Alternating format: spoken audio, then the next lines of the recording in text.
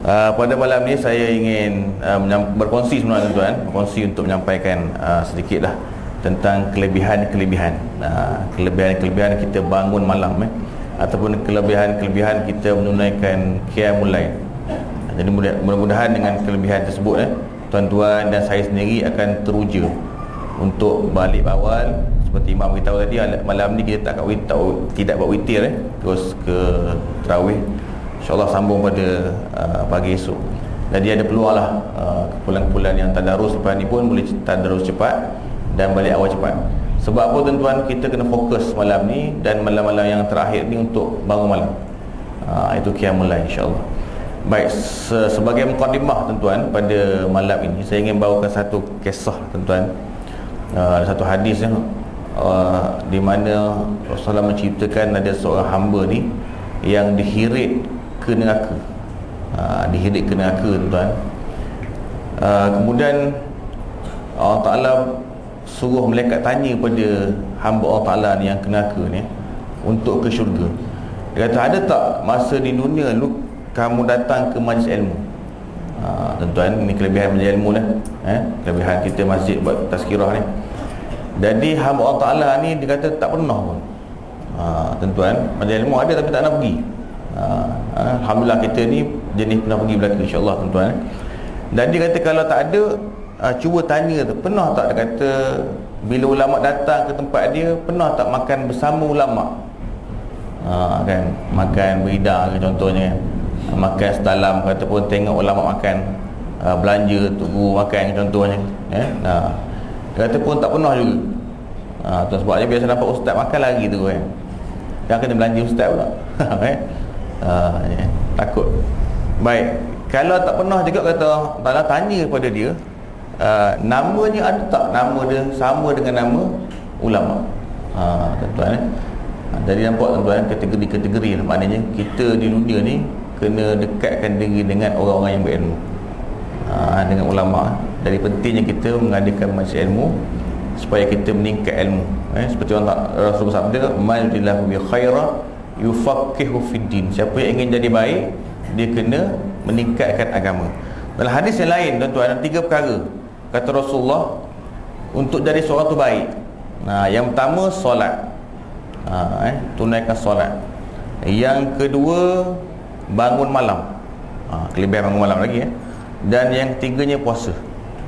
Ini 3 faktor ni tuan-tuan merupakan faktor utama lah untuk kita bangun, untuk kita jadi orang yang baik. Saya tarik ada seorang ustazah tuan-tuan, ni saja nak kongsi lah. Di sekolahnya dia tanya pada sekolah, pada pelajar darjah 6, darjah 6, mungkin kelas yang agak-agak yang terakhir lah. Dia kata, siapakah yang bangun sahur? Tuan-tuan, bangun sahur semua angkat tangan belaka. Bangun sahur, alhamdulillah. Kemudian saya tanya, siapakah yang bangun sembahyang subuh? Seorang pun tak angkat tangan. Tuan-tuan, maksudnya maknanya bangun sahur, tidur semua. Itu penting tuan-tuan, kita kena ajak anak-anak kita ni. Kadang-kadang biarlah berperang anak kita kan, supaya datang ke surau ni. Sebab itulah Hafiz Din, adik-beradik dengan Harun Din ni bercerita. Dia kata pelik orang Malaysia hari ni, bila umur 7 tahun dia anak dia paksa puasa, tapi tak paksa semayang. Sedangkan apa yang Tuhan ajar pada kita, Rasulullah ajar pada kita supaya paksa anak itu semayang kan. Bila dia semayang, insyaAllah puasa dia akan buat. Tapi masalahnya bila dia puasa, kadang-kadang tak semayang kan. Kita kadang-kadang ajak dia pergi Kota Break, beli barang kan, beli raya ni, balik rumah pukul tengah hari nak ajak semayang zuhur, tak larat dah. Nak puasa lah, tak nak buka lah, apalah semua kan. Tak apa, tidur lah kata. Tidur kan sampai lah kat maghrib kan. Nak bangun rasa tak tergamak juga tengok letih. Tapi oleh kerana kita pentingkan semayang tuan-tuan, ke mana pun kita kena utamakan semayang. Sebab kita yakin bahawa semayang lah jadikan faktor orang tu jadi baik. Kalau tak semayang, mana mungkin jadi seorang yang baik. Baik tuan-tuan, masuk pada topik yang kita nak bincang, yang kongsi pada malam ni. Satu hadis Rasulullah SAW bersabda, yang hadis ni lah kita biasa dengar tuan-tuan. Yanzilu Rabbuna tabaraka wa ta'ala kulla laylatin ila as-sama'id dunya hina yabqa sulusul lail al-akhir yaqulu man yad'uni fastajib lahu, man yas'aluni fa'tiyahu, wa man yastaghfiruni faghfir lahu. Tuhan kami tabaraka wa taala turun setiap malam ke langit dunia sehingga kekal pada 1/3 malam yang akhir dan berfirman, ada siapa yang berdoa padaku maka aku perkenankan, ada siapa yang meminta maka aku mengabulkan permintaannya, ada siapa yang meminta keampunan maka aku akan ampuninya. Hadis riwayat Bukhari. Satu tuan-tuan, kita ada masalah bangun malam lah penyelesaiannya. Kalau ikut pada hadis ni 1/3 ni lebih kurang pukul 3 pagi lah. 3 pagi ke atas lah. 3 pagi, 4 pagi itu waktu yang paling baik lah. Kita bangun, kita bermunajat kepada Allah, ceritakan masalah kita. Kalau boleh tuan-tuan yang ada di surau Zahra ni, tuan-tuan, boleh tak tuan-tuan doa? Doa, ya Allah, kekalkan aku di masjid ni hinggalah ke akhir hayat aku. Sebab apa yang berlaku hari ni tuan-tuan? Seramai ni hari ni, bila masuk malam raya makin kurang. Tapi Indah 10 ni balik kampung Melaka kan. Semua orang mantau Melaka, tak apalah. Tapi lepas tu 2 minggu lepas tu nampak macam ni lagi. Boleh tak? Memang slow lah ke mana-mana setanjung kan. Dalam hati kita boleh lah, insya-Allah. Jadi doa lah tu, mungkin tuan-tuan lepas tuan-tuan tak doa kan. Itulah kadang-kadang muka tu ada bulan Ramadan ni, bulan-bulan lain tak ada kan. Jadi tahun ni doa insya-Allah, lepas ni ada di bulan-bulan yang lain insya-Allah. Baik. Hadis yang kedua tuan-tuan, sebagai yang keduanya, qarbu ma yakunu rabbu minal abdi fi jawfil lail al-akhir fa inna istata'ta an takuna mimman yazkurullaha fi tilka sa'ah fakun. Maksudnya sedekat-dekat Tuhan pada hambanya ialah pada penghujung malam yang akhir. Maka jika kamu mampu untuk berada di kalangan orang yang menyebut Allah ketika itu, maka lakukanlah, iaitu bersama-sama mereka bangun malam untuk mengingati Allah Ta'ala. Hadis riwayat Tirmizi. Tuan, hadis yang kedua juga menceritakan tentang kelebihan bangun malam. Sebab itulah saya ingat lagi kalau Profesor Dr. Muhammad Kamil dalam yang famous dengan buku Travel Haji tu, dia pesan pada muslimat belakang sekali. Dia kata kalau boleh bangunlah malam, kalau boleh pun bangunlah tahajud 2 rakaat pun tak apa dah. Sementara nak turun dapur tu, pergi perangat nasi kan, perangat lauk tu, semayanglah 2 rakaat. Jangan tinggal. InsyaAllah lepas bulan Ramadan nanti kita akan rasa seronoknya bangun malam, insyaAllah. Kesan dia. Baik.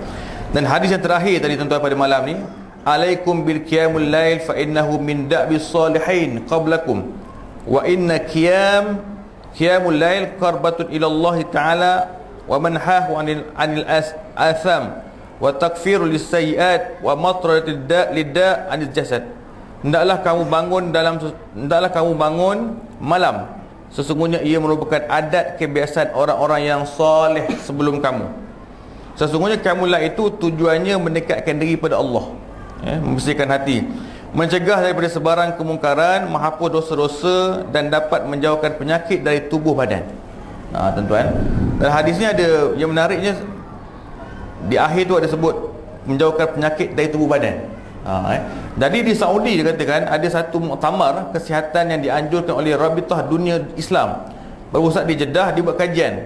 Dia buat kajian ke atas 60 orang yang semayang tarawih. 60 orang ni, 30 orang daripadanya mereka mendirikan solat tarawih di bulan Ramadan, dan 30 orang lagi yang tak semayang. Ada yang tengah main ke belakang tu, tak semayang tentunya. 30 orang ni tahun 1405 Hijrah, lama dah tuan-tuan.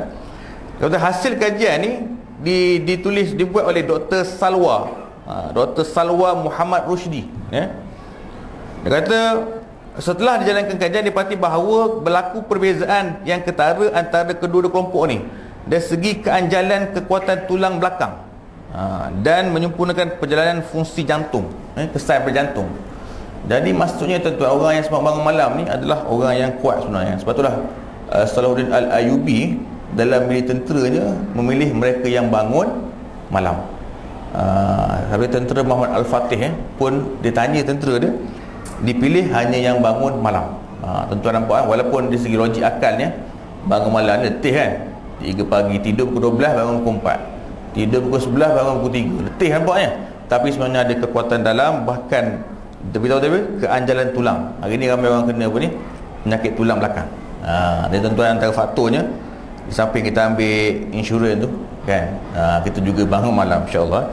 Oleh kerana itu dalam muktamar tersebut Dr. Salwa mengumpulkan pandangan supaya setiap muslim menunaikan solat secara umumnya dan melakukan solat tarawih secara khusus kerana ia banyak memberi faedah kepada saluran pernafasan, keanjalan setiap pergelangan tulang khususnya tulang belakang.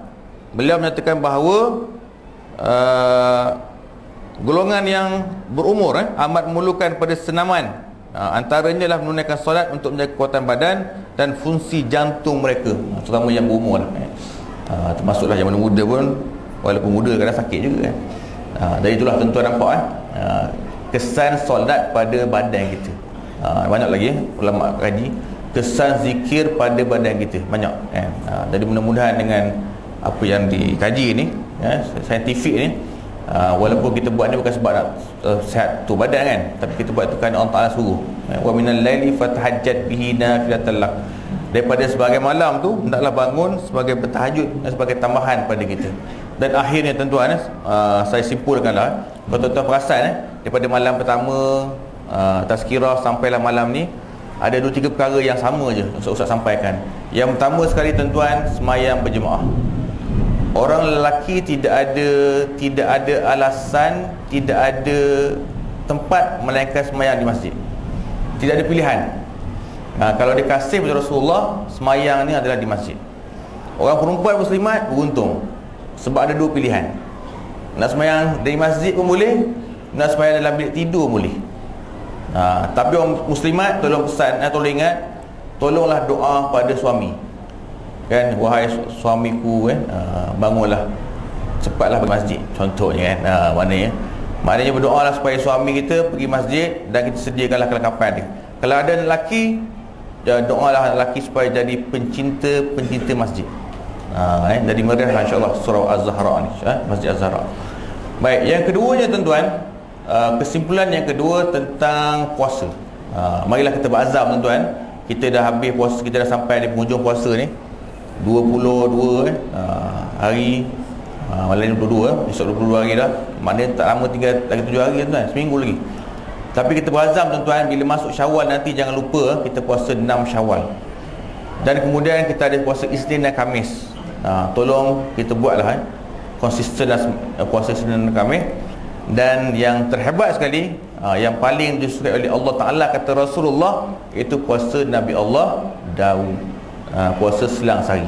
Itu kemuncak tuan-tuan. Jadi mudah-mudahan puasa Ramadan ni beri kesan kita pada kita untuk puasa di bulan-bulan lain ya. Baik, dan yang ketiganya tuan-tuan, marilah sama-sama tuan-tuan kita banyakkan sedekah. Kita banyakkan sedekah, dan perlulah kita ingat bahawa apa yang kita sedekah tuan-tuan, itulah yang kita punya. Duit yang pada poket kita ni belum tahu kita punya, kadang-kadang komen yang punya. Kan kereta kerja nak servis ni tenang lagi nak balik kampung. Kadang-kadang klinik yang punya kan. Klinik apa, kalau di Pemadam tu klinik Pak Izzah penuh orang malam Ramadan. Klinik Zakaria di Sungai Sap penuh malam Ramadan kan, orang punya. Tapi duit mana kita punya? Duit yang disumbang tu lah tuan-tuan. Terutama pada masjid kita lah. Kita datang masjid, kita tanya apakah yang kita boleh bantu masjid, bukan apakah yang masjid boleh bantu kita kan. Terbalik kot. Jadi tengoklah ada telekung belakang tu kan, mungkin nak kena basuh slipper-slipper, mungkin nak kena ganti. Mudah-mudahan tak lebih berkatan kita. Dan akhirnya tuan-tuan, marilah sama-sama kita menjaga masa kita, menjaga amalan kita. Mudah-mudahan dengan amalan-amalan yang kita buat ni akan menjadi saham-saham akhirat kita di akhirat nanti insya-Allah. Jadi setakat itulah apa yang saya sampaikan, mudah-mudahan bermanfaat bersama. Mudah-mudahan tak beri keberkatan pada saya dan tuan-tuan semua. InsyaAllah panjang umur tuan-tuan, kita berjumpa dengan Ramadan yang akan datang. Kita berdoalah supaya Ramadan kali ini menjadi Ramadan yang terbaik, kenang-kenangan manis. Kalau kita tengok di mana-mana masjid pun alhamdulillah tuan-tuan, pada ketika ini semua dah buka dah pagi-pagi kan. Ada yang sediakan sahur, ada yang sediakan macam-macam lah. Jadi kita berdoa Allah Ta'ala supaya senario ini akan berterusan, dan umat Islam semakin hari semakin melaksanakan apa yang dituntut oleh Allah SWT. Di samping itu juga tuan, kita doalah untuk saudara-saudara kita ya, di Syria, di Mesir dan di tempat-tempat lain.